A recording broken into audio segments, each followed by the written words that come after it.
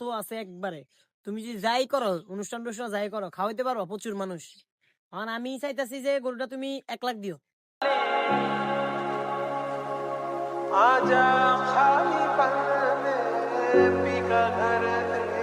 কি ও কাকা, গরু কি বেচবেন? না বাদি যা গরু এনে ঘাস খাওয়া দেন বেচতা না কোরবান হলে রাখ কোরবানি রাখছি আল্লাহ দিবা আছে কোরবানি দিদি না, গরুটা ফাইন আছে। হ্যাঁ দোয়া করেন। আচ্ছা গরু খাক দুনো গেই না আছে থাক বাইরে কিছু খাইয়ে খা। আচ্ছা কাকা তখন গেছে কিন, এবার কামটা করা দরকার। কাস্টমার আনি গরুটা বিক্রি করি এলাম।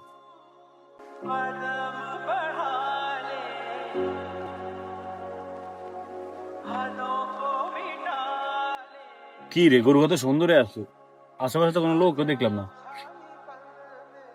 কি ভাই, গরু কামনের? সেই তো মুরগি খাইয়া গেছি, অনেক গরুটা তার কাছে ধরা দিতে হবে। হ্যাঁ বাবুজি, গরুটা আমার রে বেচতে চাইতেছি, কিনবানি তুমি? হ কাকা, গরু তো দরকার, সামনে তো আর একটা অনুষ্ঠান আছে বুঝছেন, ওগা গরু দরকার আমার। অন কি আসো কিছু কয়টা হলে বেচছেন যদি কইতেন। বাবু বুঝছো নি, গরুটা খুব ভালো, গোস্ত আছে একবারে।